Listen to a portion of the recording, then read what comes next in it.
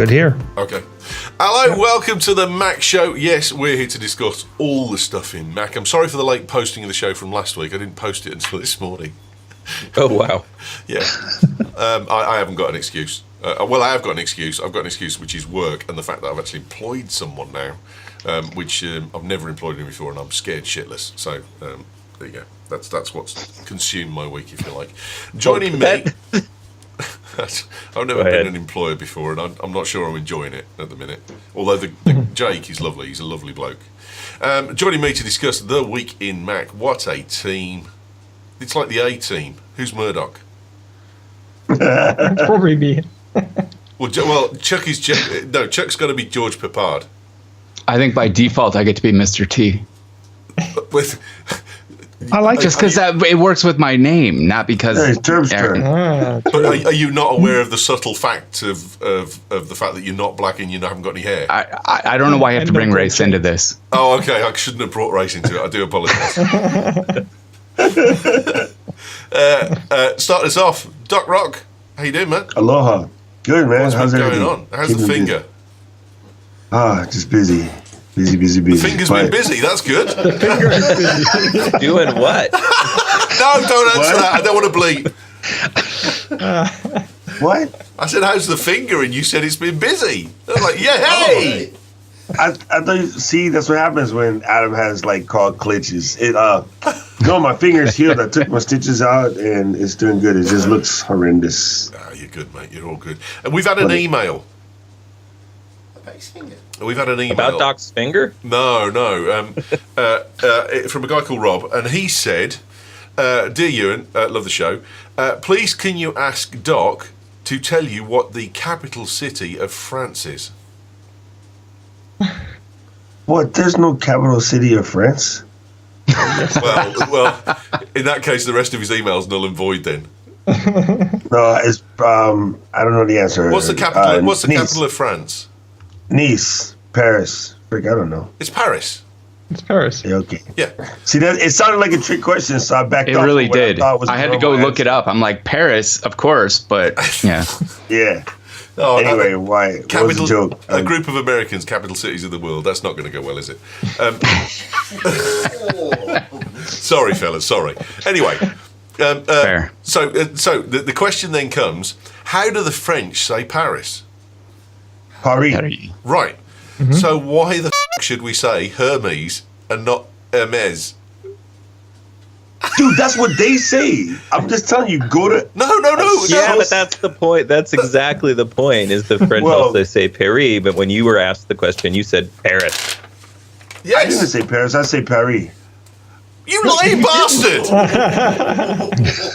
Oh, you mean after the second question? Okay, I got it. Now I understand. Do you realize it's 5 o'clock in the morning here? So now I understand what they attempted to do. They wanted to see your first ditch statement is to say Paris, but the reality statement is Paris.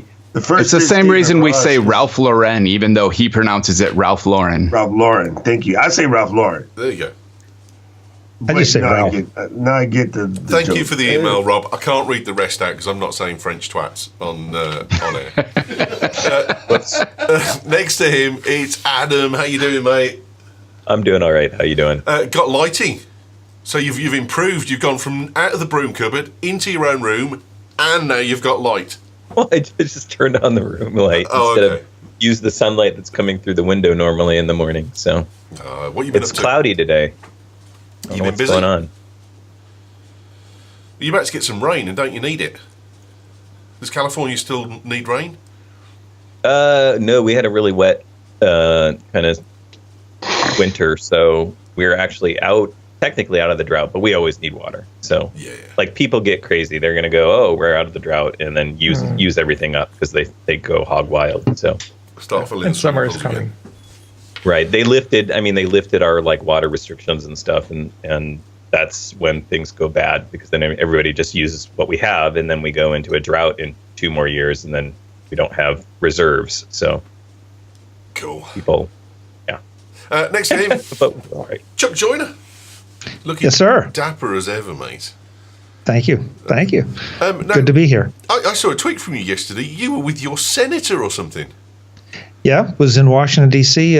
For part of the office job at a legislative conference, and got a chance to sit down and talk about several issues and, be part of the process. Are we in imminent danger of seeing Joyner for president?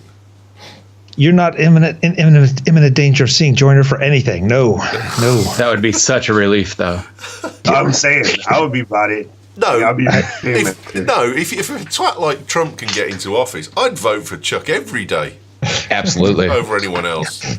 Yeah, but the trouble Anyone. is you're not in our country. That doesn't help. Well, no, I don't get a vote. I admit that, but I mean, all you've got to do is raise $200 million for the TV adverts, and you're in. Well, that's yeah.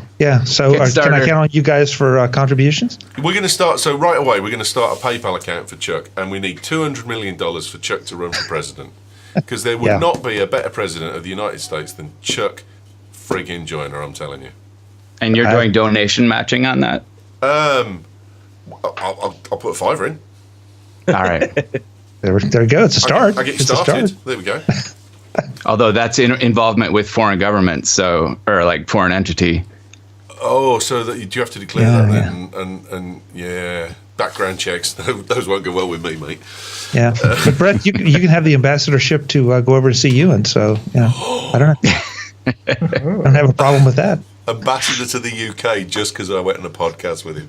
Yeah, 5 years earlier. That's how it works. That's how it works now. Jobs for the boys, exactly. Yeah, no question.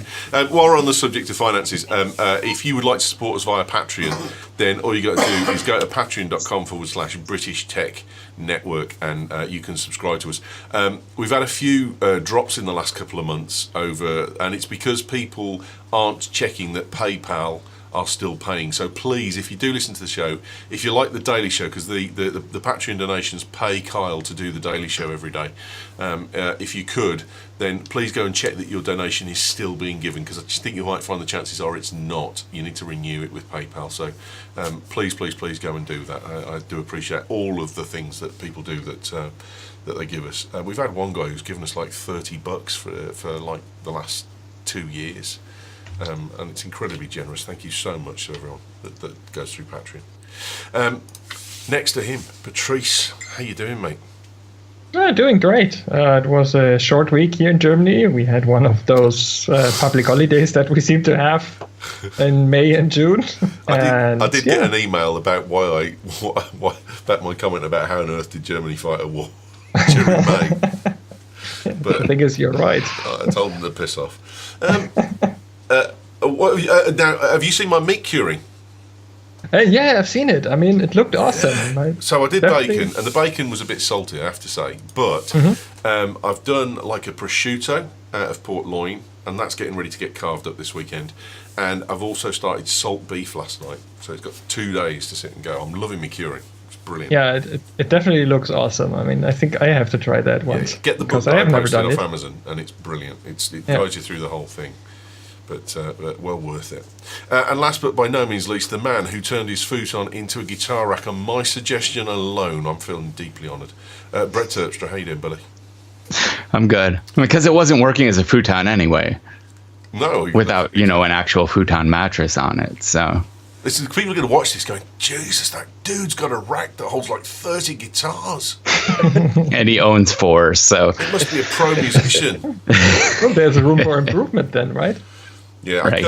I cut your bit. You remember the after hours conversation we had? I recorded it all, and I was going to put it on the after show bit on the end last time about the woman at the local company that we slagged off that you said you knew, and I lost the guts to put it on, so I took it off. So I don't remember at all what you're talking about. You said that. Never mind. No, because we can't. Put it on. It was potentially libelous. Bring it back up in the after show this time. Yeah, we'll bring it back up. It was to do with the colourware people, wasn't it? Oh my. Yeah. Okay. Yeah. So what? That I can fight. Oh, sorry, am I interrupting anyone? Was that you, Doc, by any chance? I don't know what you're talking about. Yeah, no, I'm watching you. I'm doing the intros. Doc's watching YouTube. Yep. Qualcomm is to pursue iPhone import ban in the United States in the ongoing Apple feud. Good luck with that. Moving on. Apple returns humongous results. We've got to cover this. I'm not a great one for the bucks. 11 billion in profit, 52 billion in revenue, 50.8 million iPhones sold in the quarter. Holy macrolly. Except for that's flat, isn't it? The increase in iPhones was what, 1%, or no, decreased by 1%. Yeah, Tim said. No, this is gonna. Doc's gonna love this. Tim blames the decrease in iPhone 7 sales on rumours about the 8. Go on, Doc. I seriously, I hear that every day. Doc's, I'm not Doc. Sorry. Doc's still watching YouTube. No, that's my victory dance because, like I said, of all the things besides my personal opinion, the number one thing I hate about the rumors is there are literally people in companies' lives that do get affected by these things, and people. I've had this argument with people, and they're like, "No, it doesn't really matter because Apple still does great." You guys remember there was a company in Arizona, the glass company that Apple had bought prior to, like, I think it was the 5S or the 7. Yeah, the sapphire glass, yes. Right. So that rumor came out prematurely. And then so what immediately happened was a bunch of people tried to posit the market. So they jumped on it and they bought all the stock in that company. But then that company didn't come through with their, promise to Apple. So they get yanked and then all the money gets pulled out. All the stocks get sold on a rush. People lost money on that deal. Then all those people got fired. The company's basically closed, and all that stuff happened for a rumor. Had it stayed quiet and they got to where they were going, and it came out, they would all probably be sitting on some pretty big bucks right now. And granted, that's all still speculation, but that's not the only case. And I can probably find it. There are people that get fired off the backs of other people selling clickbait rumors. Wait. The voice of sanity, go on. There's two things going on here. One, stock speculation is stock speculation, and that's just sort of how it works and has always worked. And secondly, that company their technology couldn't deliver on their promises. So I'm not sure the company would have survived even if they had gone quiet until they didn't deliver to Apple. I'm not so sure about that part. I think they would have. Honestly, I do think they would have. I think that they got too big for their britches once all of the news hit, and everybody and their mother, they were the sweethearts of every podcast. Go back a couple years. No, I know what you're talking about. The problem is the underlying technology that they said they could deliver, they never got to work. Yeah, they couldn't deliver on and that happens with companies all the time. I mean, but it would have been quiet. There wouldn't have been this unnecessary cash injection to get squandered. I mean, I tell you, I still stand by it. They would have been much better had they not been put on Front Street, as we call it in the hood. I mean, the negative press they got alone probably, caused this issue and probably repelled a couple of potential customers because, if a public failure like this happens, then other customers might say, okay, they don't know what they're doing, they can't deliver, so I'm not going to go with them. So I would agree with Doc here that if it had been quiet, the company could have survived. It would still have been a big blow to the company. Longer, but I think ultimately it would have gone downhill because, again, even if they had took on other customers, if you can't deliver the product, your company doesn't survive. Go back. Sorry, go on, Chuck. Go ahead. Well, I agree with Doc. I don't think that's the best example, but I do think that I'm with Tim. I think these rumors, they make me crazy too, because when I go through my RSS feeds, any headline that says iPhone 8 might, iPhone 8 could, iPhone 8, those things, they're clickbait. They're strictly clickbait, and still, the number of people that contact me and say, "Well, what do you know about the iPhone 8? What do you think about this? Will it be something I should wait for?" And it's like, the supply chain rumors are this much better, but That's all. They're this much better. The rest of it is just sheer speculation. And unfortunately, I think it does hurt. It does hurt sales. It does affect sales. Just like I had someone text me last night and ask me, should they buy the current 5K iMac or should they wait? Now, that's a little different because, Apple did come out and indicate there's going to be a new iMac coming out. So that's on them if they did it. But some of this other stuff, I can say anything I want to right now about the iPhone 8, turn it into a rumor, and I'll get some clicks or some views or whatever. There are sites that work. That's all they do. Yes, that's how they function. Yes. My entire my show notes effectively on MacRumors.com. But Mac Rumors is a little different, but not complete.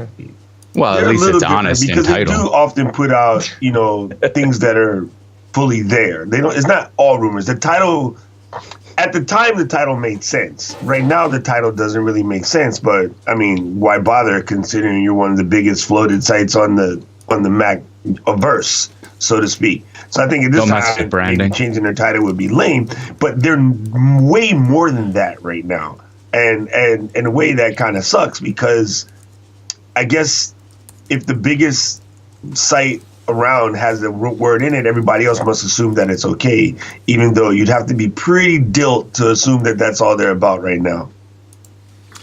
Well, I think a key point is that you got to remember that people are paying attention to this stuff. I mean, it does affect sales. There was a time that you really didn't think about what next year's model would be, but now next year's model, or whenever, is getting so much more coverage, and people are so intent on having the absolute latest, greatest, whether they really need it or whether the enhancements that latest and greatest bring really make a difference to them. They want to be able to say, "I have an iPhone 8." Yeah. Because they want to be able to say, "I have an iPhone 8," not because it has the better this, the better that, or the better the other. I mean, my mom just asked me, I think yesterday, whether she should wait for the iPhone 8. And I've never talked to her about the iPhone 8 or anything. She just read it somewhere in the news. So she seems to be interested in what's coming. And I mean, she seems to consider waiting for an iPhone. As I simply told her, okay, let's just wait for September and let's see what's coming, and then you can still make the decision. You don't have to think about that right now. But I mean, as I said, if my mom is thinking about this and is hearing about this, then I think it's a mainstream issue already, and that might have an impact on the bottom line. I'm an old school romantic and possibly cranky about this, but you could torture me and I wouldn't be able to tell you a single rumor about the iPhone 8. I ignore all of it because I love the magic of a keynote. I remember the days when keynotes were so secretive and no one could stream anything from it. Now Apple sends it out on the Apple TV, which is fine. But the rumors, they ruin it for me. Like, the magic of those first couple after the iPhone was first announced. That was fun. I wouldn't give that up. And nobody will condemn the people that, let's just say we're now 3 weeks after the iPhone 8 announcement. Nobody goes back and does any fact checking on, okay, you were right, you were wrong, you're whatever. No. And frankly, I'd like to see some condemnation to the people who, just pull this stuff out of thin air and do hurt sales, affect sales, whether it's good or bad. It's just not the way it should be done. How is this any different from a concept car at the Geneva Motor Show? Well, or any other piece of technology. I mean, this is kind of what technology news does. But it's a proof of concept, Ewan. The concept cars are. Geneva, Doc. It's a place in another country. No, I got it. So my point, don't get... Ooh. It's near Paris. Let me breathe real quick, okay? Because I didn't hear the part about show because you clipped. If it's I'm sorry, man. I'm joking. Chill out, man. It was a joke. It was a joke. You're expecting to just back it up. It was a joke. It's a false equivalency because if it's at a show, it's public. If it's at Tokyo Auto Salon or the Geneva Car Show or even Detroit Auto Show, that's not public. When the guys that go with the long lenses and shoot it with the black markers and the covers and all of that stuff on it, That's almost the same. Yeah, but no, so here's my point. Where's the difference in the fact that you've got Geneva Auto Show where concept cars are released that never actually make it anyway. The Aston Martin Lagonda was a classic one of that. Where's the difference between you going down to Millbrook in Bedfordshire and with your big long lens and shooting it, and where's the difference between you stealing some plans and saying this is definitely coming, or looking at F1 and IndyCar and saying, well, here's the innovation that's going on in IndyCar and this is going to hit the high street in 10 years' time. The difference is that Apple is F1 of technology, and you don't see it until it comes out in the F1 of technology, but it doesn't stop people saying, well, what could they do with F1? What is the technological development of F1 in the next 2 years? That's still speculated. And the real problem, I think, is that and this is the Americans' fault, and I will squarely put the blame down on the Americans. The stock market system in America has been corrupted to the point where you can bet on a CEO farting at 10 o'clock in the morning and looking at whether the stocks will change. And that's the real problem. This idea of betting on stocks going down is against the overall aim, if you like, or ethos of what stock trading was all about in the first place.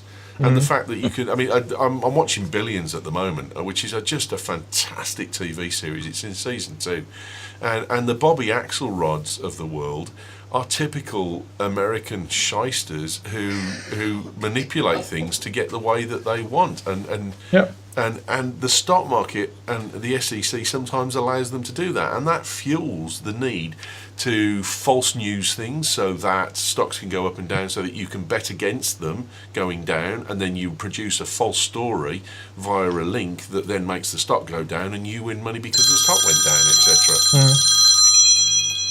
I hope you don't think that anyone in America, including the stockbrokers, disagree with you.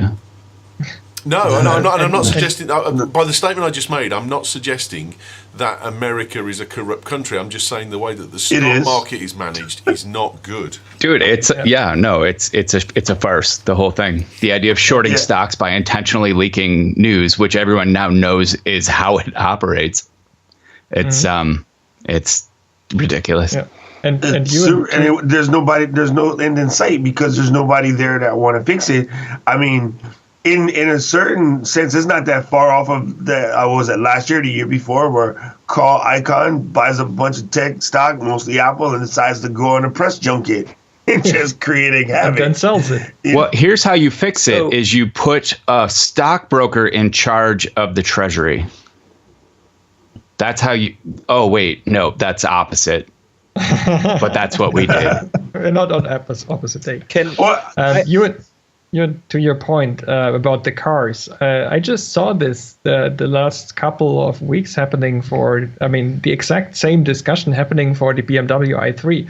There have been rumors and people taking pictures of a potential new i3 facelift, and the exact same discussions and rumors and should I buy or shouldn't I? Everything that we see happening with the iPhone, you see in the car market exactly the same. So I don't think there is a difference whatsoever between the car market and the technology market. So here's a question I have. I mean, we're talking about, so this impacts, Apple's bottom line, which is, a multi-billion-dollar company with $256 billion in the bank. So it has an impact on them. But there's also there's a market that is tech and more specifically Apple News. So what would you guys have them talk about for the, when it's not October and when it's not maybe the spring? What happens to all of this is how these guys make their bread and butter, So we're talking about some sites, and these are sites that employ people. They get ad revenue. They have an economy too.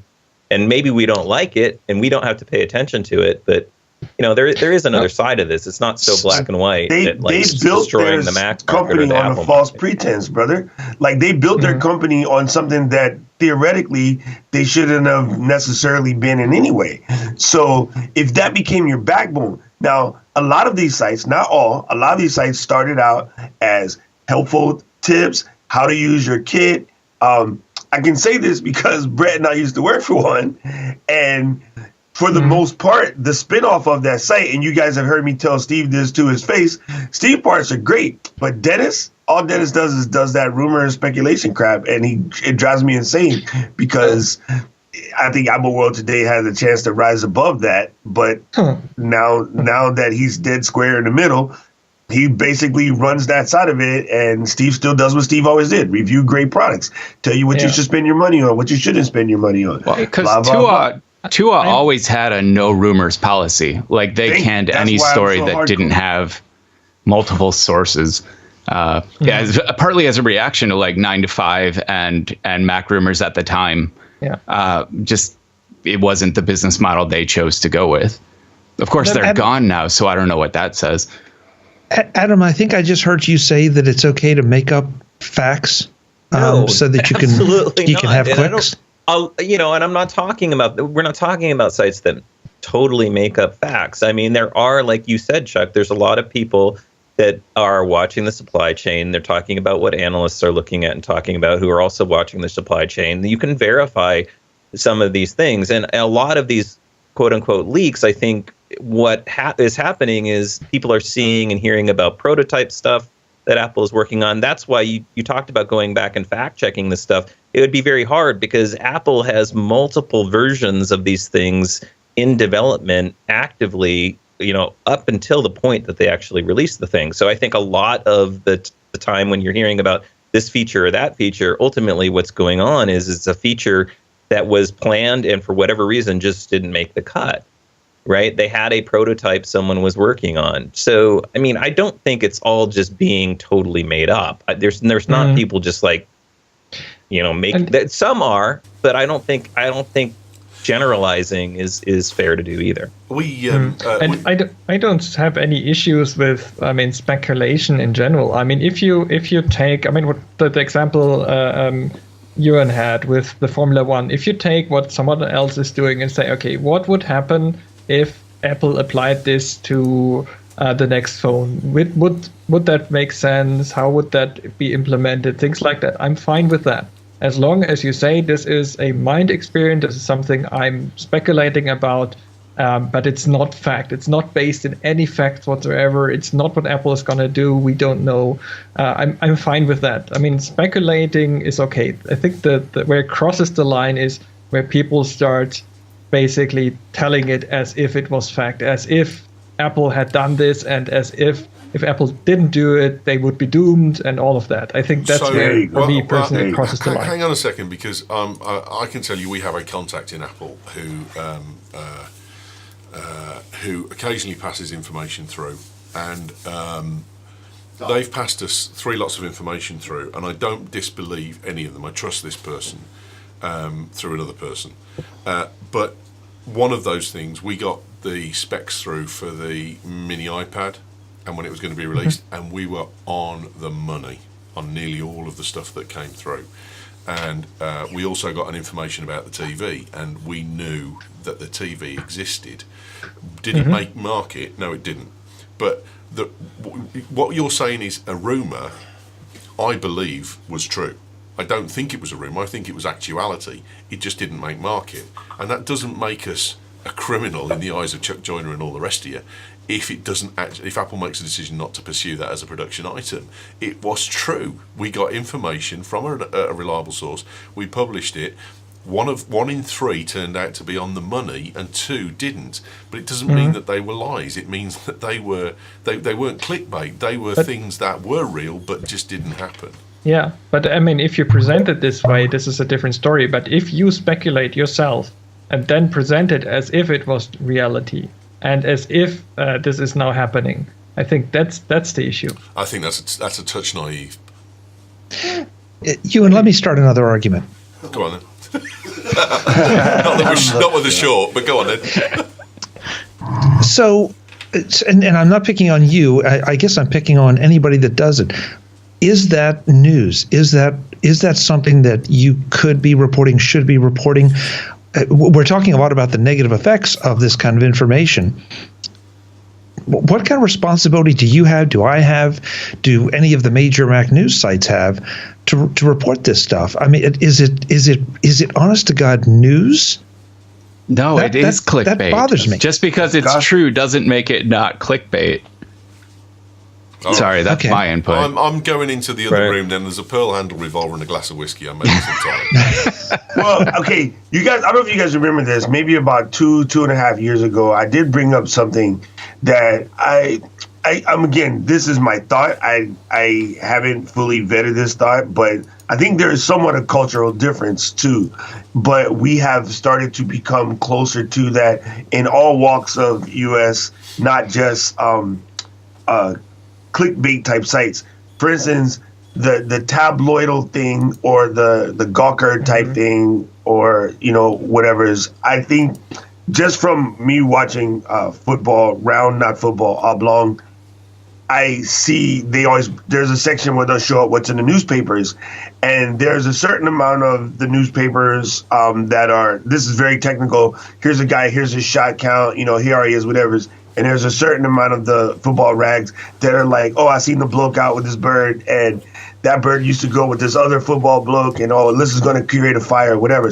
So I think the tabloidal side of things is a cultural thing, different in the UK than it is here, but we have, since the birth of the Inquirer and things like that, we have gone more towards the UK style of tabloids because those papers make a lot of money, and now we do that here too. But I think the general population here didn't grow up with heavy tabloids other than Alien Baby Found in Tennessee Mom kind of thing, and now back when they were fun. And the Kardashians and all of those shows that are so very popular now are more similar to the UK level tabloid type stuff, and it's just relatively new to us, and we don't really know how to deal with it. I think that might be true. I'm going to say maybe I've been around media for a lot of years, and I the truth and bullshit test tends to not evade me. I look at stuff and I'm like, well, I'm not naive as to what I think is not false news or fake news. It's just not clickbait. It's something that is speculative, or something that is designed to get me to take an action that I don't really want to take, and they just want me to take. And I'm not sucked in by that. I've spent a lot of time. I've met celebrities who are great people off camera as well as on camera, and I've met a couple of celebrities who are completely different people, who are the most loathsome individuals that you would ever want to not mix with. But I don't look at a celebrity on TV and think that what I'm seeing is the real person, no matter who they are. And I don't look at everything that comes through Mac Rumours or through any 9to5Mac or any of the other sites and think for 1 second that it's all real. I take it all with a pinch of salt. And if you're not doing that, then you kind of deserve what you get, I'm afraid. It's if you're that dumb. The Daily Mail has more sway in the U.S. than it does in England, as far as I can tell. Mate, if you ever quote a Daily Mail story on Twitter, I'll block you. Oh, no, I absolutely wouldn't. But I see so many things sourced back to Daily Mail. Oh, Daily Mail's shit. I agree. But see, so you understand it, right? So what you just said about Daily Mail, I say about certain Mac sites. I don't disagree. I don't disagree with that at all. No, there's nothing wrong with you saying that either. That's what I'm saying. It's all fair game, isn't it? Everyone puts everything out, and you make your own choices. And if you want to hate them, and you think they're dog shit sites, then you don't recommend them. You tell your friends to stay away from them. If someone says, "What do you think of this story I saw on so and so?" you say, "It's probably bull. I would trust more what I saw on this site than that site." Then that's the way it goes. That's life. It's like people down the supermarket. The person walks up to you and goes, "I tell you what, I've just heard that Donald Trump's going to run for president, or Chuck Joyner's going to run for president, rather." You can decide whether the mom that's buying a loaf of bread is a reliable source or not. But I agree with everything you just said, except to come back to where we started this, that those things affect real world sales patterns. They affect results, and that's where I have a problem with it. I mean, if sometimes it's fun, you want to speculate on who's dating who, or any of that to Doc's point. Okay, that seems to be just human nature. But when it comes down to affecting investments in companies' performance, and therefore people's jobs and people's lives, that's where I have a problem. That's the stock market's fault, though. Okay. Don't disagree.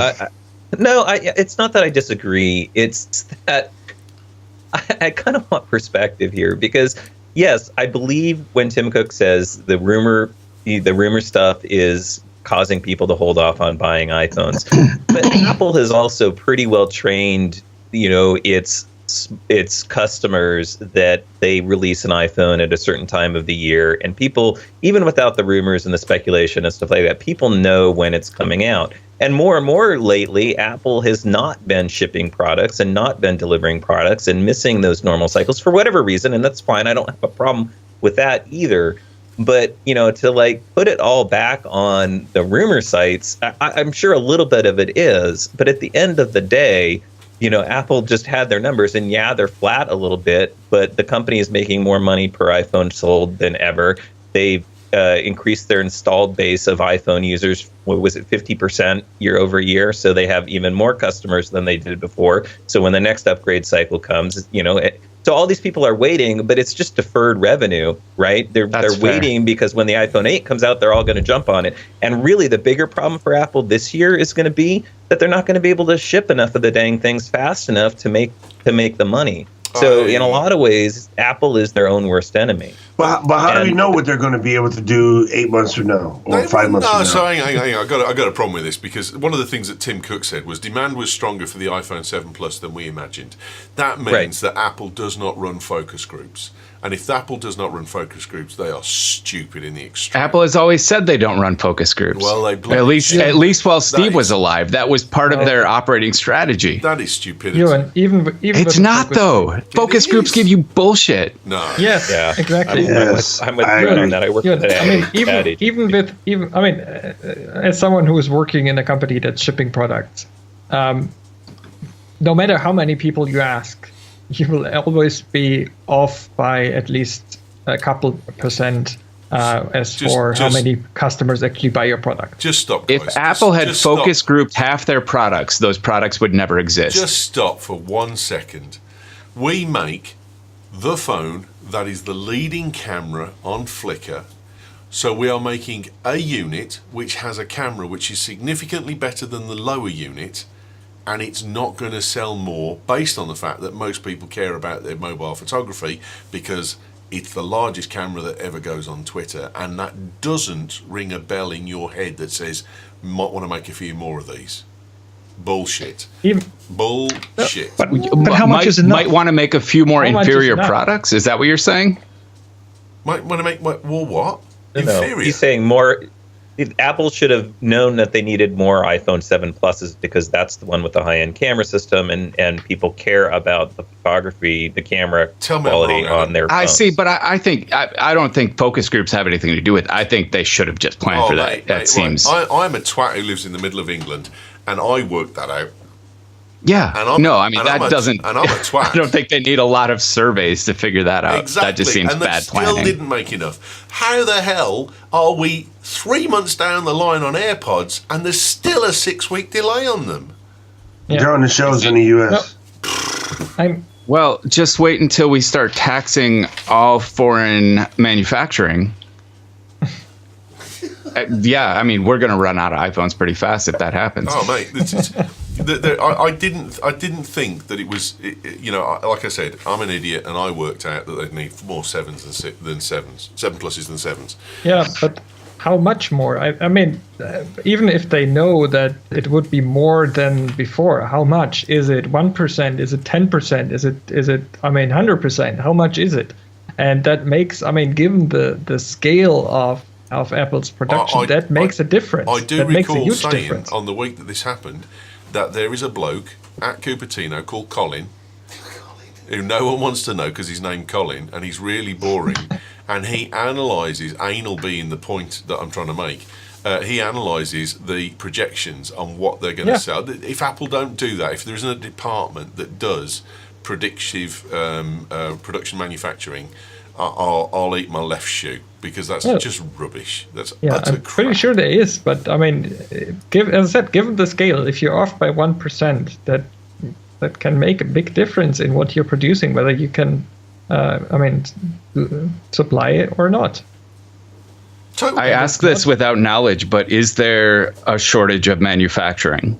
Is it just that they maxed out manufacturing? I think they've done what Yeah, partly. Yeah. I think they've done what an awful lot of companies are doing, and they are manufacturing just in time. Yeah.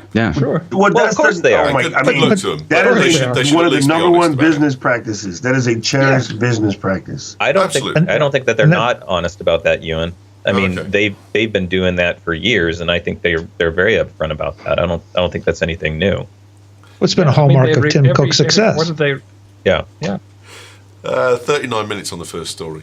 Awesome. Well, there were several topics covered. Wait, we didn't even talk about the fact that a good portion of Apple's profits were from AirPods and watches, How were which they from surprised AirPods? me. They can't deliver them. It took me 6 weeks to get a pair. But see, you're mixing what happened to you for what happened to everybody, and Joe, this is not your fault. Doc, A chill. lot of people do this, but that's not technically how it should be reported. You can anecdotally tell how it happened to you, but you can say overall it seems like a lot of people are getting theirs. Mate, But I just still haven't got mine. Because this is super funny. Adam does this a lot. When he having a problem that only affected him and not the rest of the people, Adam will always say, this is the way it's happening to me, and I know most people aren't having this problem. But that doesn't mean it doesn't piss me off. So I like the way Adam makes the statement. But I have watched, and I know you were just taking a piss, Ewan, but there's a lot of the tech press that report it from the way that it's happening to them, and they just say like that's reality for everybody else, and they never qualify it with these are my situation, your mileage may vary, and that kind of stuff. And that also drives me absolutely insane. Doc, you want to take 50% of what I say with a pinch of salt, and even that should be taken with a pinch of salt. And like I said, Yeah, I know I you were mean, taking a piss. 90% of Apple's money is overseas. Another thing that I want to point out to people when they're like watching the quarterly results call, they're hearing things, or you're seeing, AirPods are still on a six week delay. There's a lot of advantages to the just-in-time thing, Ewan, from a financial perspective. Oh, totally. I think, and I always try to remind my audience this, at the end of the day, Apple is a corporation, and they do things in a corporate way as much as we want to think that they're somehow like beyond or above or outside of those sorts of things as Apple fans. So I'm not entirely convinced. And again, as we've been talking about, this is purely speculation on my part.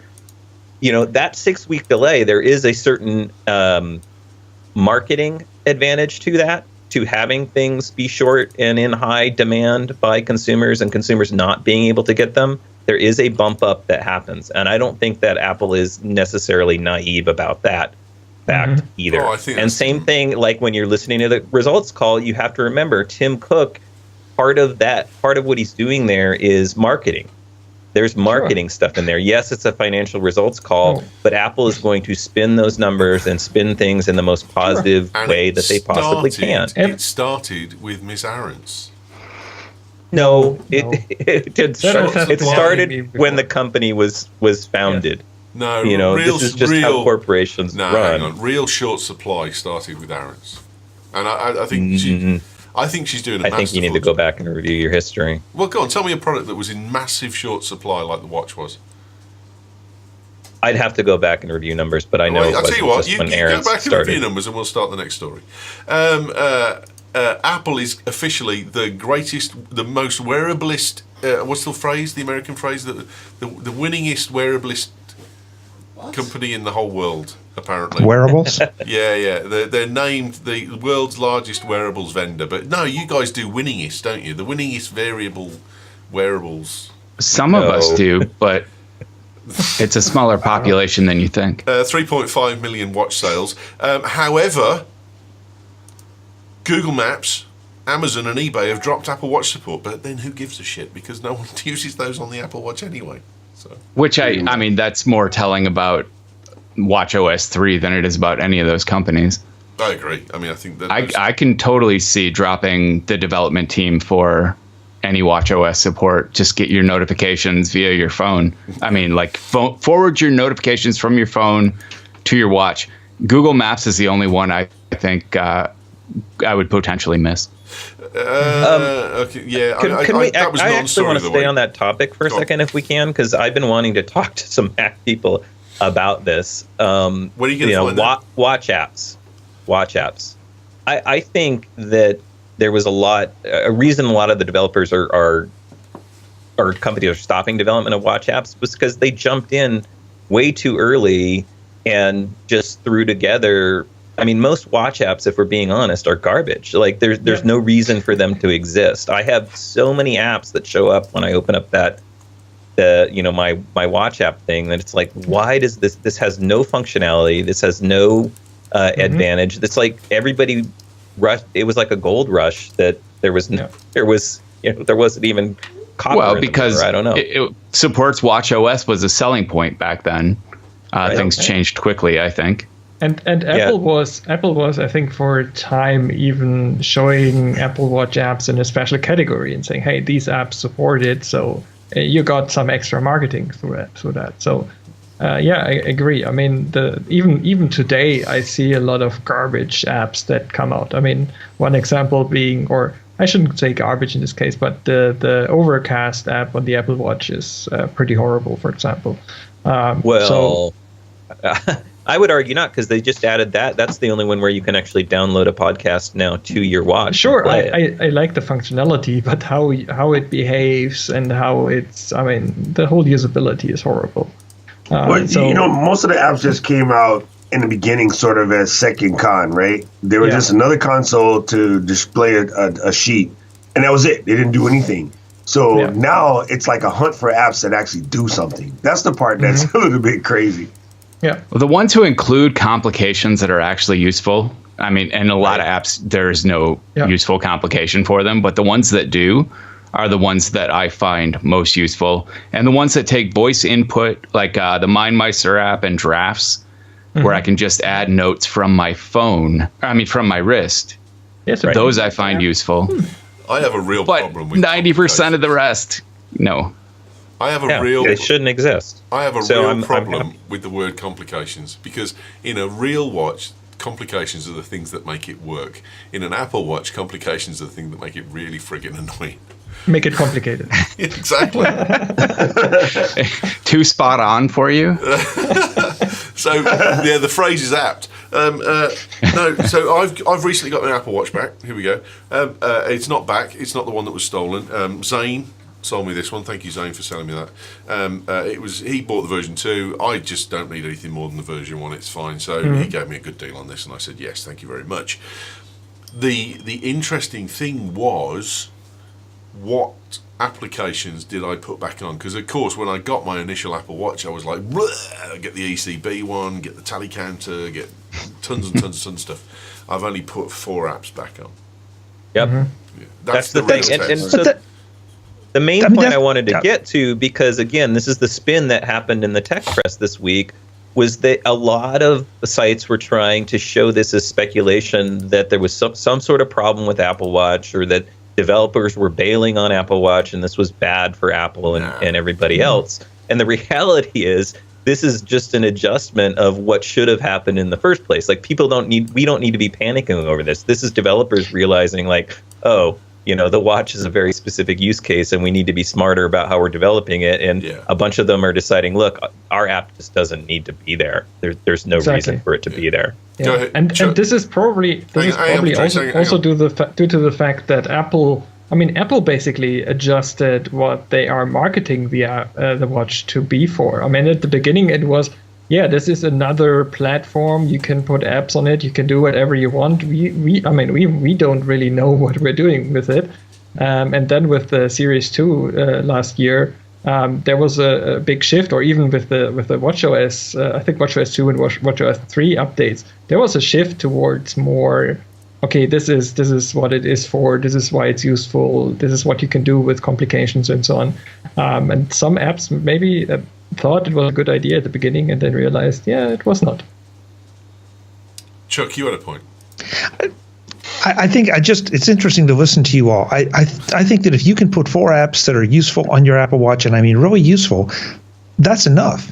Yeah. That's enough. And your totally. 4 may not be my 4, or Doc's 4, or Patrice's 4. Mm-hmm. It all depends. But the press, the media, the analysts, they all want, okay, well, the watch has to be more. It has to be bigger, better, do more. And at some point, a hammer is a hammer.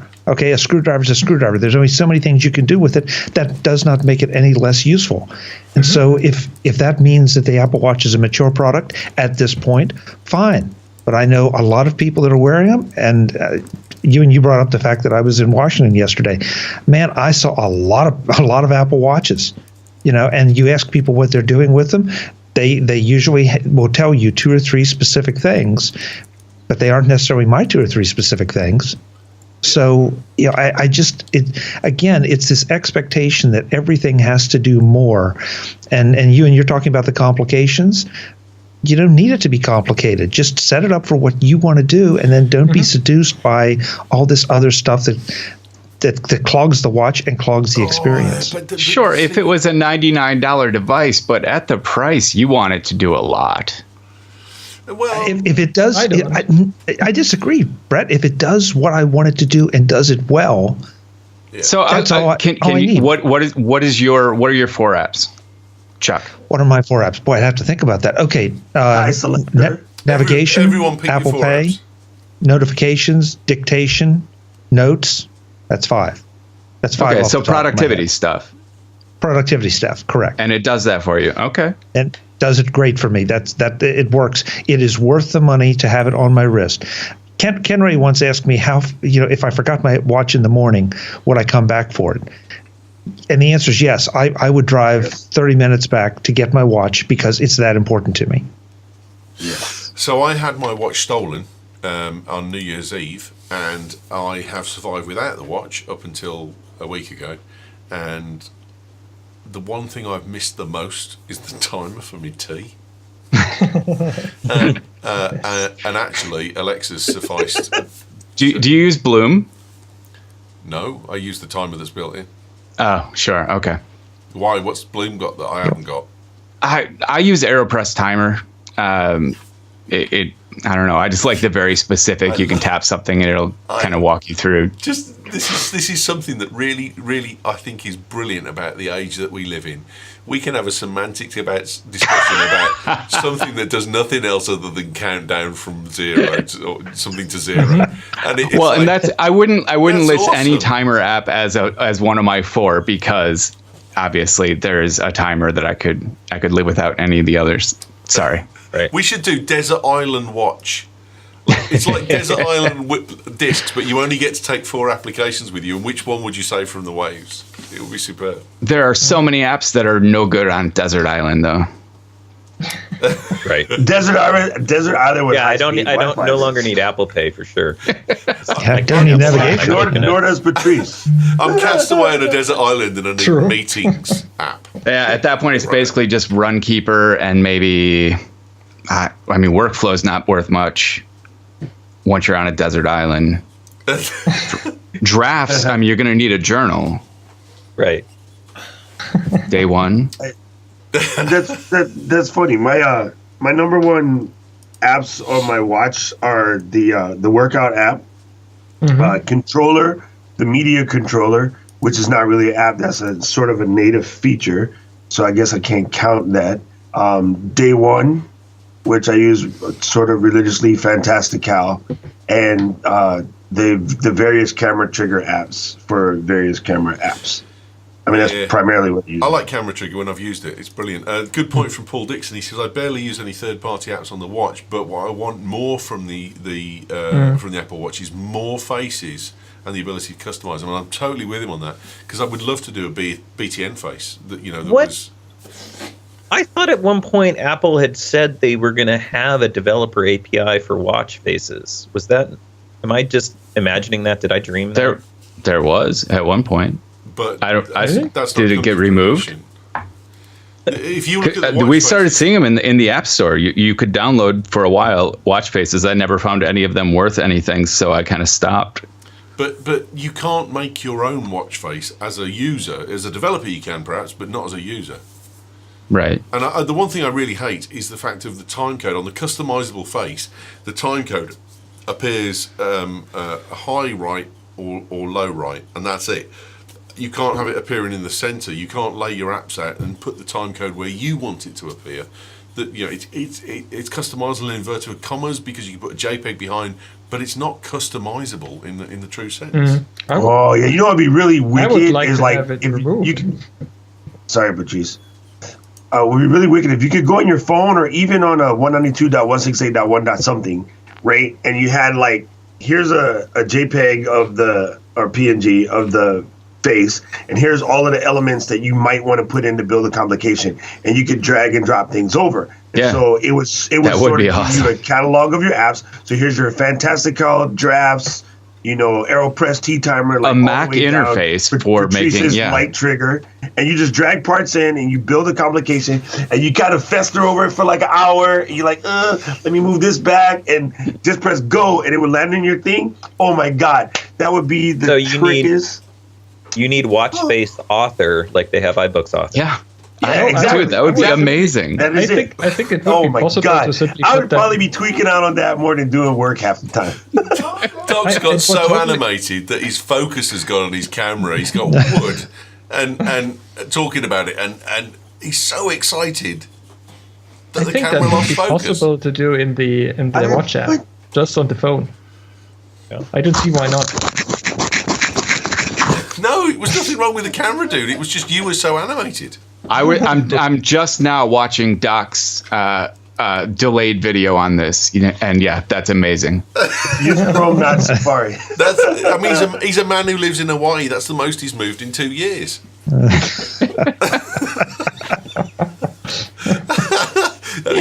And he's got to clean his camera again because he just spat his drink over it.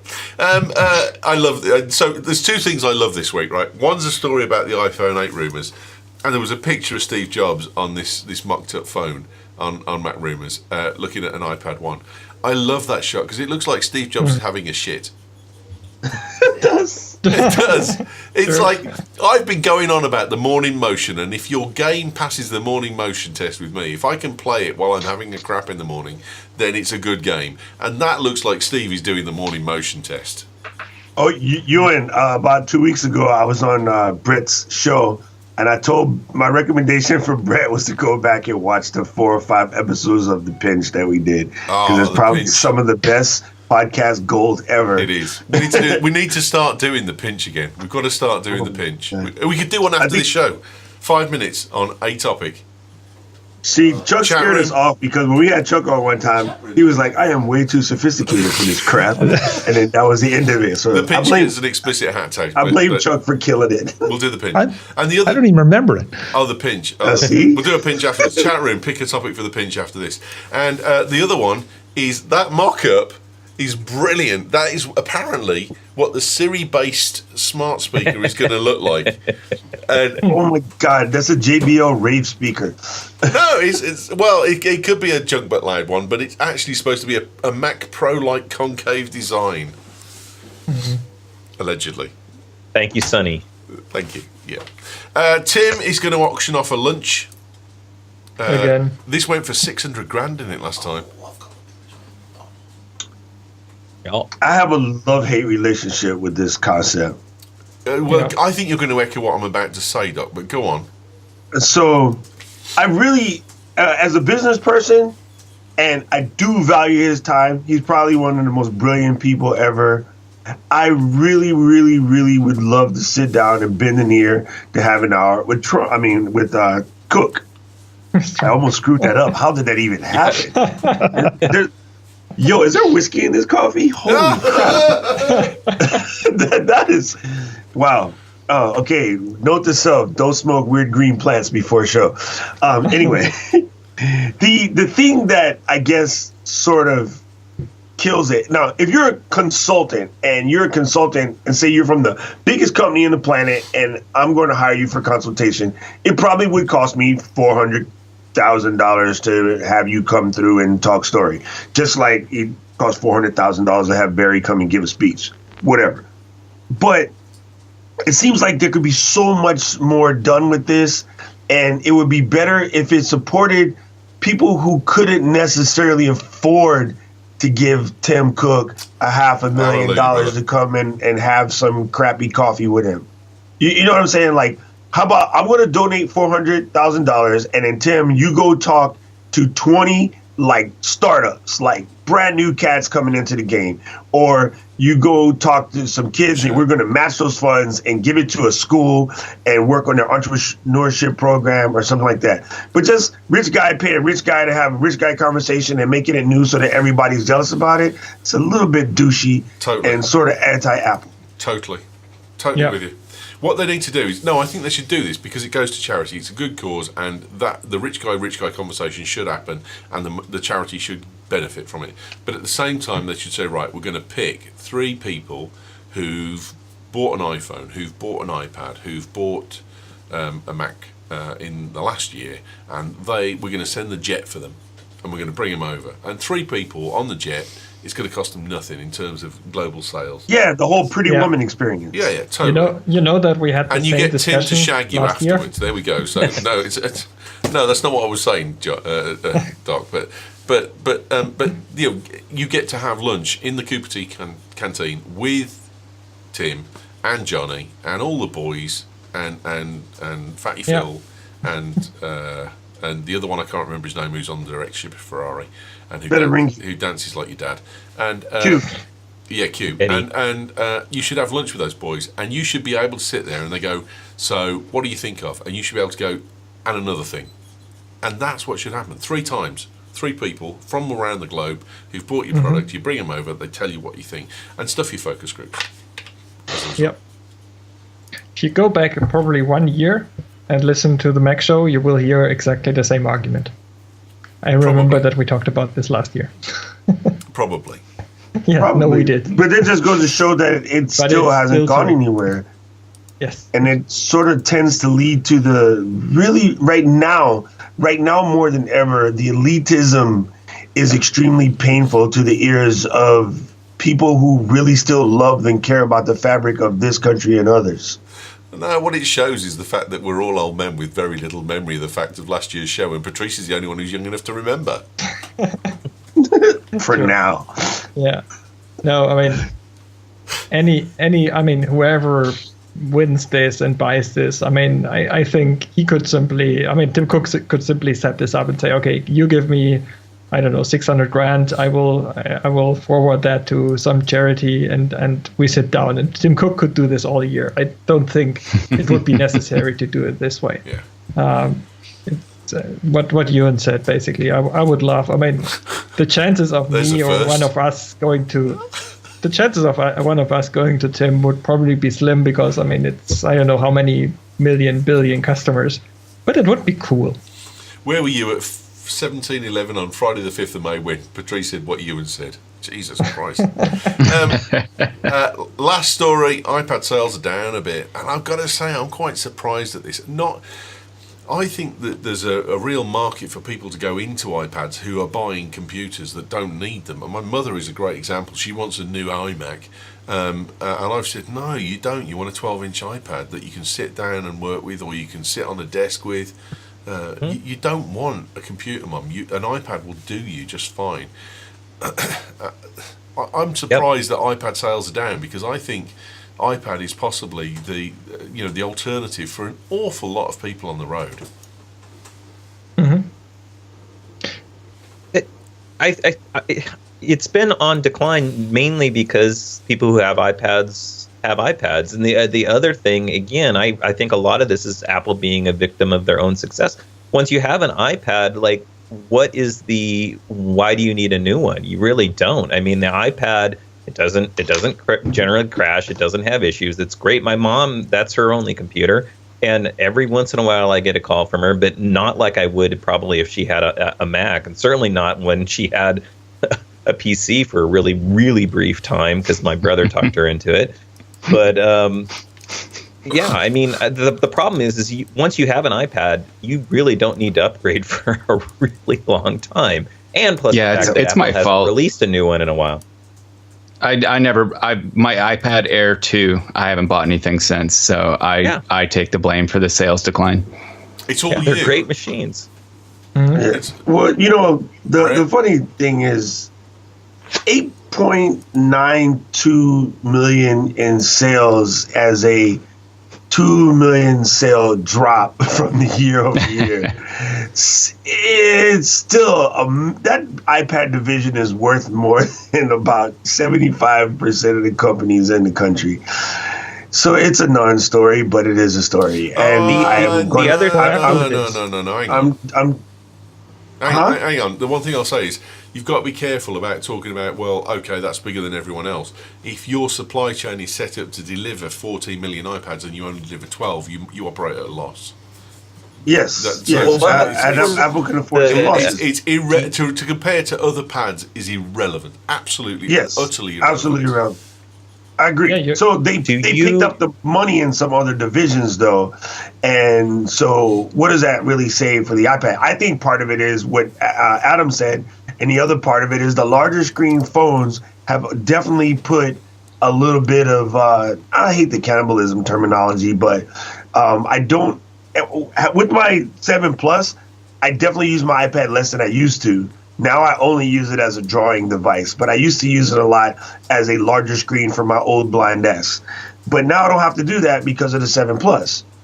You know what I'm saying? So Agreed. I think there's a twofold thing. The iPad at this point kind of needs a rethink. How do we make it its own separate device? Well, isn't that what the Pro was, though? Originally, the Pro was a rethink, yeah. Because it was supposed to be what Adam said. A device for people who didn't really need a computer. But somehow that doesn't register with people yet because there's so many people in the tech press and the regular media who poo-poo that concept. So I think there's a problem there. And it might actually be Apple's own fault because I think that they have, at least on the software side, kind of abandoned it or not focused on it enough to make it really good. I mean, for the last almost 2 years now, not much has changed software-wise, for example. And I think that's Apple's own fault. It could be so much better. Other competitors are showing that it is possible to do more. We'll see what Apple does. Maybe there's a reason for it. We don't know. I hate this argument, but it might be true. But it's Apple's own fault in the end. The fix is coming, though. The file system will solve part of it, in theory, and it needs to have. I hate this. I shouldn't say that. Oh, I think I don't want to say it needs to have because I hate when people say that. I hope you're not making a rumor, Doc.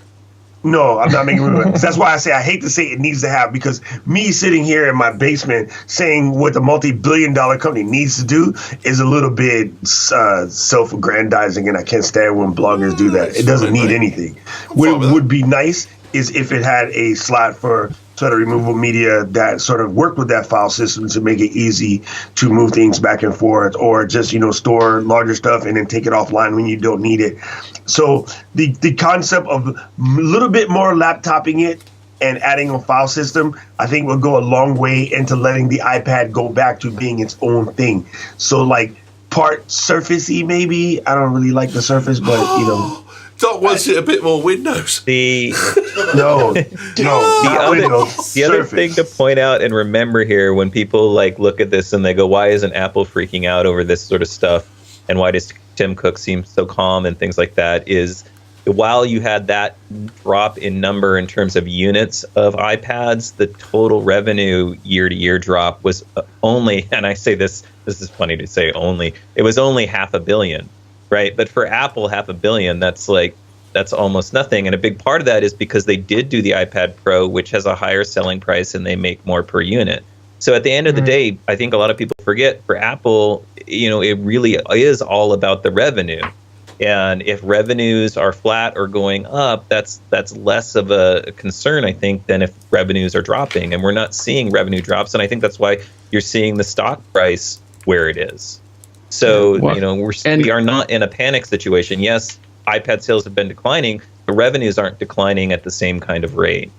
It's absolutely strategic. I mean, they built an ecosystem where everyone wants multiple devices. If you're going to have a watch, you have to have a phone. If you're going to have a phone, you're probably already a Mac user.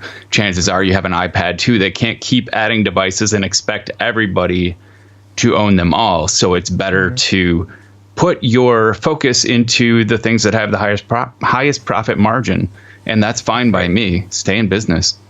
I think it's the best part of that chart is the purple other, because that's basically cables and dongles for those of us that have lost the stupid headphone thing 10 times. And AirPods. Just stop there, guys. Stop, Patrice, because I am Chuck Joyner's protector. He's been so polite. He doesn't interrupt anyone else, and he never gets to say a sodding thing, so it's Chuck's turn. Go on. No, this just makes me crazy. And Doc, I'm not sure exactly what you mean, but it makes me crazy when I see on the Windows side you have a laptop with a detachable screen that then can be used as a tablet, and everybody says, "Oh, eureka!"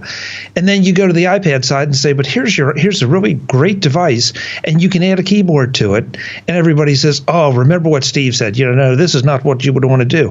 And it's like it's the same thing. But one side gets praised for its innovation, the other side gets trashed because it's not true to the alleged original vision. And I'm not.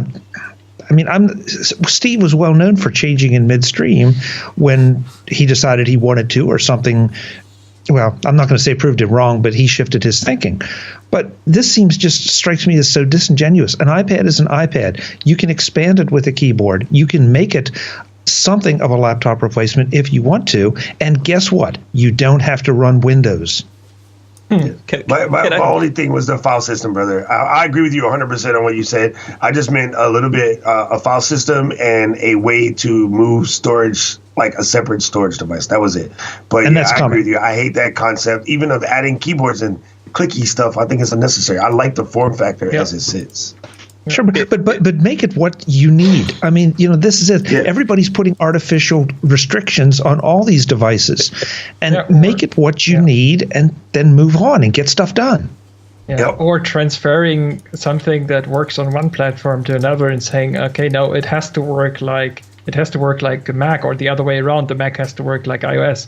It's the same thing. And I think it also speaks for Apple and for Tim Cook that they keep talking about the iPad. I mean, if Apple had abandoned it, if Apple had said, okay, this is not working, we don't care about the iPad anymore, then they would simply stop talking about it. I mean, when was the last time they really talked about the Mac Mini? I mean, other than the interview recently where someone asked them about the Mac Mini and they said, yeah, okay, it's part of our lineup, which was a non-answer. I mean, Apple keeps talking every quarter, almost every event. They keep talking about the iPad and that it is one of their key products and that they want to evolve it. And so I have to believe product. That. I mean, it's a fantastic product. The problem is that the one that you've got lasts far longer than it should. They haven't built it to obsolete at 3 years. Yes. And when they do, we clown him for that too. So and we give him exactly. We give him a good kicking for it. So. On the other hand, I mean, the Mac isn't built to obsolete in 3 years either. So that seems to be working. That'd be interesting, actually, if you did an analysis of the obsolescence of the iPad versus the Mac, and at what point it stops crapping out. I mean, my 2008 MacBook Pro, Ellis is still using up at the house to do his homework on. Yes, okay, he's going, oh, Dad, can I play Rise of Rome on it or something like that? And you're like, no, you can't, because it's just not good enough for that anymore. But it still runs Pages, it still runs Numbers, it still runs Keynote. It works perfectly fine, and it's 2008. It's nearly a 10-year-old Mac, and it's working perfectly. Yeah. And the only issue you have is can the security patches be kept up to date? Unless you're going to run it standalone. It runs on a network where if someone got into it, they'll find pictures of Ellis taking a picture of his own willy. Maybe, I don't know. And I hope that's not true. But he's 13 years old, and it's that kind of time of life. So. This podcast and all the others is actually about the Bash. Are you coming to the Bash, Patrice? Yes, I haven't booked my tickets yet, but I'm going to do that on the weekend. Right, so you need to book tickets. If you are listening to this and you want to come to the Bash, then you need to book your tickets, because if you don't book enough tickets, then we will cancel it, because the venue only really works for us if we have enough people coming. So if you're coming to the Bash, now is the time to get your tickets. BritishTechNetwork.com/Bash tickets, and you can buy them. It's £20 for adults and £5 £5 for kids. I'm sorry we've charged for the kids, but the little gits ate all the sodding food last year. So, based on the fact that they're eating all the food and the head count goes up because of them, we get charged £8.95 per head for food. So it's a token gesture, I agree, but please accept the fact that we need to charge for the kids. Up to 16, it's £5. Over 16, it's £20 because they get classed as adults then. And based on what Ellis eats, he eats as much as any adult does. So. And it's the best 2017, not 16. No. I've put the 2016 up because I'm going to insert at this very point in the video. I'm going to put in the video from the bash. Nice. If you'd like to go and see it, it's the bash video for 2016 is absolutely brilliant. All the fun that we had, the Hungry Hippos thing, the balloon challenge, the card cutting championships. It's all going to happen again this year. It's going to be absolutely stunning. Book your tickets this month. On the 1st of June, if there is not enough people booked, I will cancel the event, I'm afraid. And if you book flights and hotels and all that kind of stuff, I'm sorry, but you're going to lose out. Well, you're not, but we'll suss out something. But please get it booked, because getting ahead with bookings is what makes all the difference to the bash. We do need you to book. Please get it done. UK2 support us as well. We love them to bits. Please support them if you possibly can. And of course, Hoya, they are a brilliant supporter of BTN. They gave us one of the Macs that supports the Skype wall. Uniku is coming. It's going to take a while. It's in production. Hopefully in the next couple of months we should get a video out about how Unique is working, and you should see it in action. And also don't forget the Fancy Photo League. It's still running. This month's topic for May is Edge. The season images that have come in are absolutely brilliant. The improvement in the standard of photography is absolutely massive. Well done to those people that are taking part. If you want to join us, BritishTechNetwork@gmail.com, and you can submit an image for Edge as a topic, and we will let you in, and you can have loads and loads of fun. And I've got to say, Adam and Patrice are both in the competition. Are you enjoying it, boys? Absolutely, so. Yeah. We've got some great people in there. Learning a lot, and the only complaint I have is that people are getting way too good. There is. I have to step up my game every month. I've only been doing it for 2 months, and just from last month to this month, it was like the improvement in images was like it was exponential. Yeah, for sure. It was. If you look at January compared to now, it's the difference is oceans, absolutely oceans from where it was. Thank you all the people that support and help BTN, and that includes all of the listeners who send via Patreon. We do really appreciate it. It makes a massive difference to us. Please support our companies that sponsor us. Right, time for the cool thing. Doc, start us off. Okay, so the first one, I gotta say, Adam, damn you. Carrot, freaking log your food, carrot, whatever the heck you said last week. That thing is so good, but it's so driving me crazy. I love it, but it's pretty funny. So thank you, Adam, for that crazy pick. But it's pretty awesome. What was it called? I forgot. Carrot. Hello again. This thing. What was it called? Carrot. Weather. I've got that. No, not the weather. The it's the food, the calorie counting one. Oh, right. It's freaking hilarious, but I love it. It's a really, really. Is it the really same people as Carrot Weather? Yeah. Oh, yeah. So they have two new what I ones. recommended Fitness. was they have a weight loss, like a weigh-in app with a workout they call 7 Minutes in Hell. And that you can get for your Apple TV too, so it works great there if you want to sit in front of the TV and do your exercise. It's called Carrot Hunger, and it's for counting calories. It's got a food scanner, and is keeping track it of your calories. insulting? Because my perception. Oh, yeah, you are a fat bastard. Don't poke me in the Oculus absolutely. again. Yeah, you fat that's the bastard. one. It's super funny. My watch abuses me every morning and says it's time to get your fat butt on the scale. Yeah, that's what I said. It's like, okay, meat bag, don't forget, you got this. And then it says, hey, are you skipping breakfast? Like, it's really, really, really good. So anyway, I just wanted to say thank you for that. My pick this week, strangely enough, is a podcast. And I don't know how I missed it. Mate, I just recently discovered it. Excuse me? Oh, it's not us, right? Okay, sorry. Go on. I don't want to scare people, dude.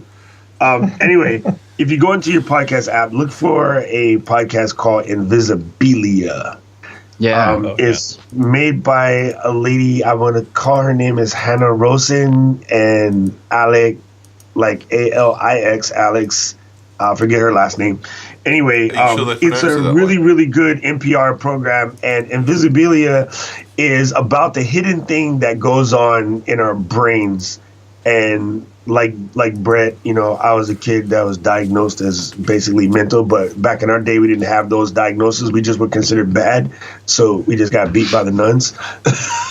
So I've always, ever since I got old enough to realize that there was nothing wrong with me. I just think differently. It's always been into brain stuff, so Hidden Brain and Invisibilia are two great brain podcasts on NPR, but Invisibilia is relatively new, and I absolutely love it. It's great, so you should check it out. Thank you, mate. Good one. Links in the chat room. If you go to BritishTechNetwork.com/chat and navigate to the 5th of May, you will see all of the stuff that we've put in. Adam, next. Yeah. I'm going to pick one. I don't know, because it kind of ties into some of the stuff we talked about today with using old Macs. And I may have picked this in the past, but I'm going to pick it again because it's just awesome. And I don't think it ever gets enough exposure. And it's a backup utility called ChronoSync that I use and rely on as sort of my third tier. We talk a lot about backup, and people know Time Machine, and they usually know like Super Duper Carbon Copy Cloner. What I love about ChronoSync is it's all about just syncing 2 volumes or 2 directories. You can use it to do a full backup. The main way that I use it is I have a bunch of specific folders and locations and things like my music library, my iTunes library, my photo library, all of my work that I do in terms of web development. Those are all in a single folder. And I use this to back up to that kind of stuff or sync it to a Drobo that I have connected to a 2006 Mac Mini that sits on my network. And that thing, I do have the problem check where it's locked at OS 10.6, whatever that was. I'm trying to remember the cat that went along with that, Mountain Lion maybe. And I can't upgrade it anymore, but it works great. And ChronoSync runs on there. They have a companion product if you're running over a network called Chrono Agent that runs on there, and that lets me kind of set that up as a backup location for my ChronoSync schedulers. And what's great about ChronoSync is you can schedule this stuff. It has all kinds of advanced features. One of my favorites is for my iTunes library. I have it set up so it syncs the backup, but anything that gets deleted locally doesn't get deleted from the backup that's on the Drobo. So like I have every version of every app that I ever downloaded to iTunes, and where that comes in handy is occasionally a developer will put out an update and there's a bug, right? And Apple has this like slow cycle of sometimes they can't get the fix out for a couple days or a week. So I can easily go back and even though my iTunes updated, I can roll back from the ChronoSync thing. So it's just really handy to have. It's a nice extra layer of backup, or again, you can use it as a full backup. Another way that I know a lot of people use it is sometimes people will have 2 machines and they want to sync the home, user folder, and it has functionality for doing that sort of thing. It's just an incredible handy tool. And the other one advantage I'll point out is if you are a Set app customer, because I know we've talked about Set app before. ChronoSync Express, which is kind of a lighter version of ChronoSync, is available in there. So you may have access to ChronoSync already if you want to just try it out. Nice. I'm going to second that because ChronoSync I have used now for as long as I can remember that I've had a Mac, and the beauty of it is I paid for it once because all of the upgrades that you get are for life. You never pay any more for ChronoSync. You get the latest version every single time, and it's a one-time fee, and that's the end of it.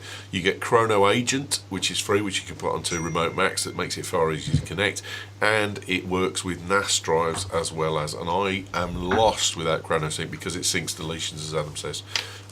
If you really wanted to, totally worth the money. It's right up there with.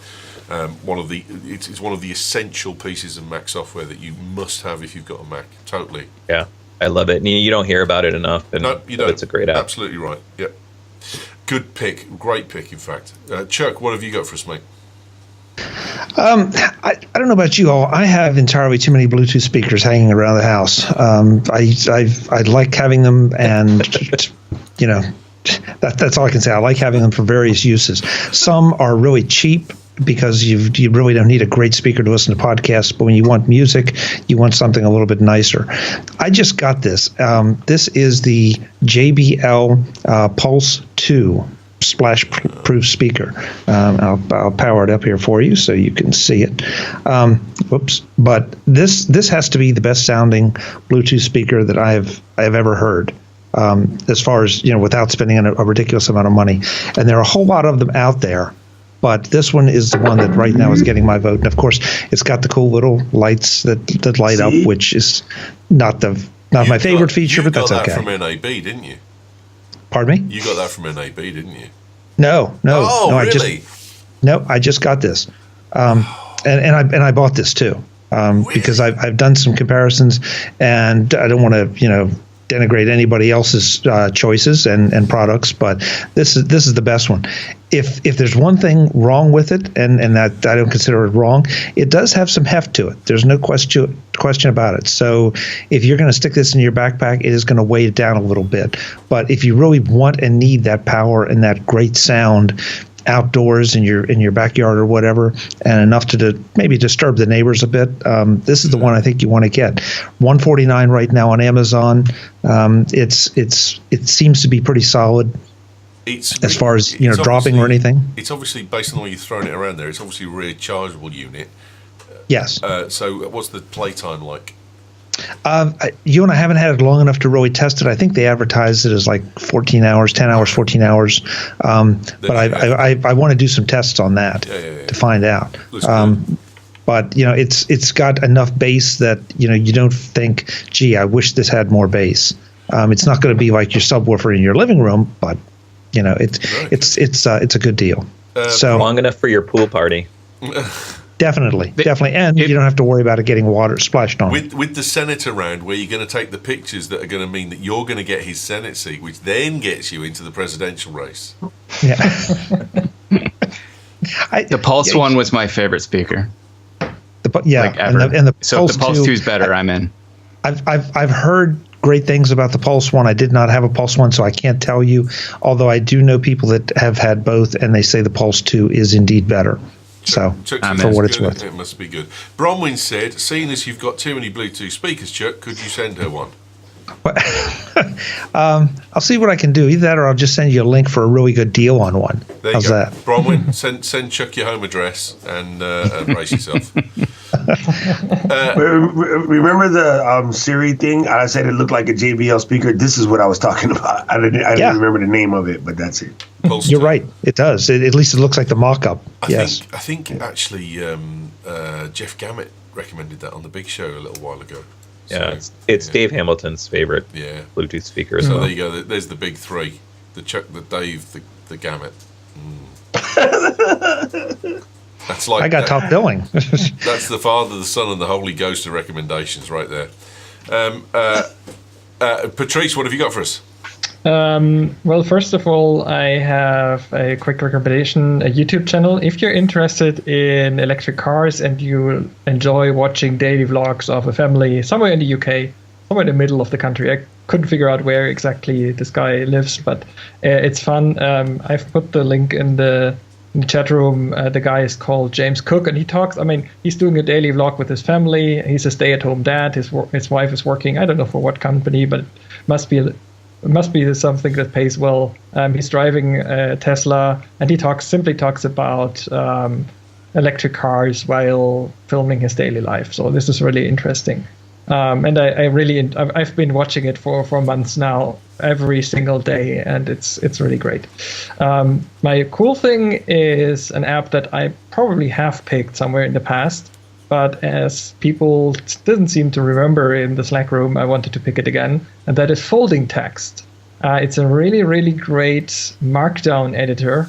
I think it also does task paper and some other stuff, but I use it as my go-to Markdown editor. It's probably one of the best editors I've ever used, and I keep on using. It's not cheap, at least not, compared to others. but I think it's $30 US or 28 or 29 a pound.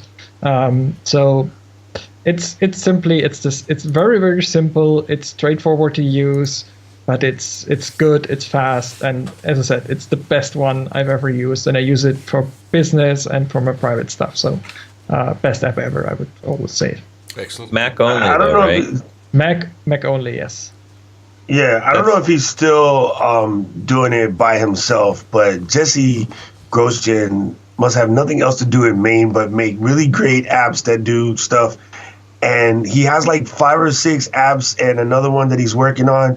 And I don't know how he's so prolific as a dude by himself. He's like the Padawan to Brett. Did you ever hear him on Systematic? Did you ever hear the two of us talk for an hour? Other shows. I do. Yeah, he's His amazing. stuff is amazing. Cool. Good pick, mate. Thank you very much. Last but by no means least, Brett, do you have a cool thing for us?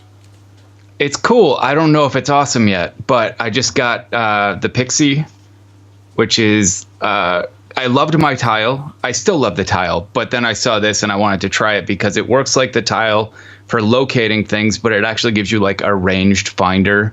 You get a augmented reality view that'll show you like a little glow where it sees your device or whatever you're trying to track, and then as you get closer to it, it turns into kind of like a metal detector thing that'll like beep faster and faster as you get within up to an inch of accuracy. Thus far, it's been pretty good, finding things through walls and kind of leading me to them with turn-by-turn directions on other floors, which my tile hasn't been great for. So I'm hoping, but then there have been times when it's been completely inaccurate, and I'm still trying to work out fine-tuning on that setup. Cool. That's cool. They're much cheaper. Good pick. And I don't know yet. At first, I thought they were passive and would last forever, but they do actually run on a lithium battery. I don't know what the life's going to be yet. The tile, basically, I'm told you get about a year, and then you have to buy a whole new tile. These may be the same. Wow. Can you replace the battery, Brad? I don't think so. I have not found any information about it, although it does seem to be a standard battery if you could pull it apart without destroying anything. Cool. Yeah. Getpixie.com if you want to get hold of that. There you go. Good, cool. Thanks, chaps. Where can we get a hold of you, Doc? Where's your cool thing? You trying to skip it? No, because when there's 5 people on, I don't tend to do mine because it's...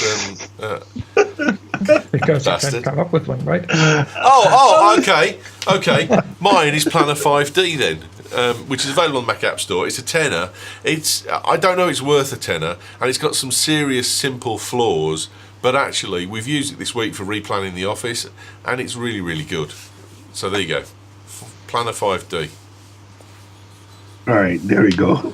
Where can we get hold of you, Doc? You can find me all over this interwebs at DOCROCK, and then on this lovely network, the British Tech Network, right here. Thanks, man. Mattcast, where are you? You can find me at maccast.com, Maccast on Twitter, and pretty much every place else, and weekly on the iOS show at theiOSshow.com. Excellent, boy. Where are you, Patrice? Every week here on the Mac Show, and everything I do on thepatrice.com. Chuck. MacVoices.com is where you'll find everything I do, and occasionally I show up here whenever Ewan invites me. Good NAB coverage this week, mate. I really enjoyed that. Thank you. More coming. I'm glad watching your coverage because it saves me a frigging fortune. Because I wasn't there buying everything I saw. I'm donated to the presidential campaign. Oh, I'd come back £30 lighter. And last but by no means least, Brett, where are you, mate? BrettTerpstra.com, TT Scuff everywhere, and you can find both of my podcasts at esn.fm. Excellent, mate. Brilliant. My name's Ewan Rankin. Get me at Ewan Rankin on Twitter. We'll be back next Friday with the Mac Show at 4 p.m. and the Big Show at 8 p.m. as normal. It's been a great week. Have a great weekend, and thanks for listening.